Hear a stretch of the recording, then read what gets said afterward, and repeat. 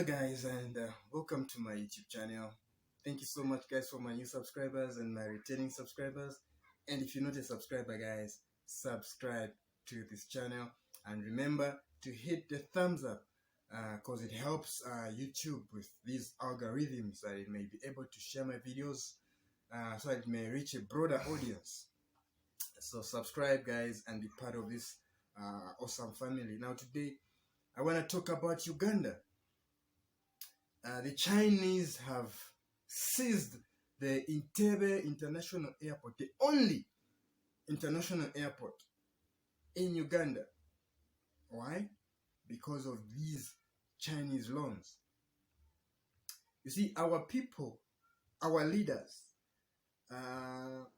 they don't go through contracts when they are signing these loan contracts. You understand? The Chinese comes with a 50-page contract and front the money in front of that contract in the first pages. They will just flip 1, 2, 3. They see that the contract is okay, the money is okay, intact, then they sign. Not knowing that there are some evil clauses in that contract which would destroy the nation. And the funny thing is, these leaders, they refuse. When people start talking, hearing stories of the situation, they start refusing. No, it's not like that. But when things get worse, then they come out and start speaking. For example, like my country, Zambia, it escaped. If this useless government which was voted out was still there, Zambia would have been taken by Chinese. That's a fact. Our leaders are so corrupt. They think for themselves. Now, what is happening in Uganda?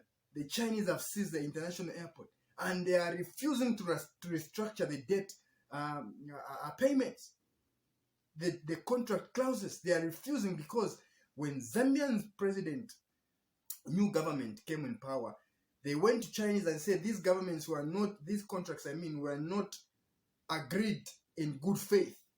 Corruption was too much involved, so they had to restructure the debt payment and the contract clauses, and Zambia repossessed back its national assets. That is what Chinese are scared of, because they know that if Uganda can restructure the debt payment, they won't have hands on that international airport. And that is what China wants. They want national assets so that they can be able to control the people in the country. You see, our leaders are so corrupt. Sorry to say, but I might say to some extent they are evil, because they only think for themselves, their families, and their pockets. They can sell the whole entire country for as little as 207 million. What is 207 million for a country? You know, I was doing some research and it told me that in Uganda, they receive people about 2.8 to 3.2 million people yearly. And you cannot tell me such kind of people flocking in and out of the country can fail to generate that 207 million. That is impossible. You cannot tell me that. What about the natural resources that the country has? What about the taxes that they take from citizens? Where did that money go to? 207 million, where did it go to? Because I hear it was taken that they might rehabilitate and revamp the airport, but the airport is still the same after the money was taken. And this Minister of Finance comes back to Parliament and starts saying, we apologize, we shouldn't have taken the loans because some of the clauses were very bad and were very agreed on bad faith and very evil to the country. But that's too late. We don't deal with if now. What is the solution and what is the way forward? Because China won't give back the airport unless you pay them what you owe them. And you cannot tell me that you can fail to find people in Africa who can fund that kind of money to a country. We've got a lot of billionaires who can just single-handedly take that money and assist the nation. But why? You run to China. You think because that money is not accounted off.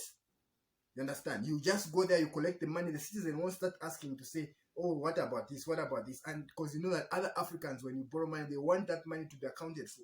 But the money you collect from China is not accounted for. All they need is you to pay them back. And if you fail, they seize national assets.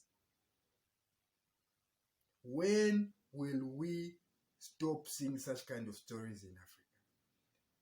It's this country after country after country after country. Zambia, Uganda, and I'm telling you, there are other countries who are in this trap as well. Chinese is just waiting with their hands like this to pounce on them and take their national assets. It's high time we stuck together, unite as one country, and deal with these invaders. The problem we have is our individual presidents in countries. That is the main problem in Africa. That's a fact. They are corrupt and they are puppets. How can you allow a national asset like an airport being taken? You enjoy the money, enjoy the money, enjoy the money when the money is finished. In fact, it's not even finished because you take the money out of the country. You take it to Switzerland, you take it to whatever, Bahamas. You hide it there from your people, stealing from your own people, and yet you're saying you're saving your people. And when things are bad, you start crying and saying, what are we going to do? Africa, we need to wake up. We need to change and think. These freedom fighters who took independence from these colonial masters or whatever, these colonialists never left. They left physically, but behind the scenes, they are busy manipulating the happenings in Africa, especially France and England. France and England, they hide. They have repossessed a lot of African assets, and they're still doing the same.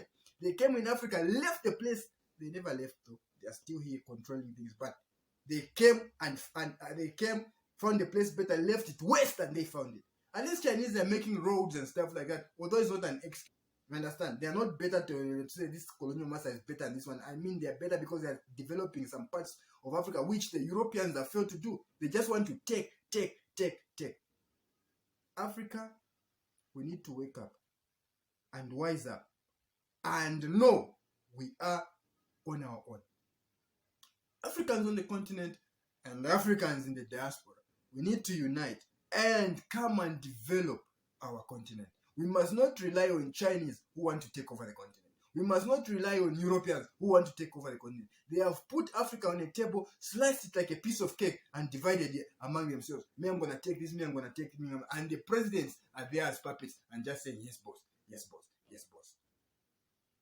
These leaders need to go, and we need to have a fresh crop of African politicians who are going to take this continent on the higher level, because we're not going to compromise.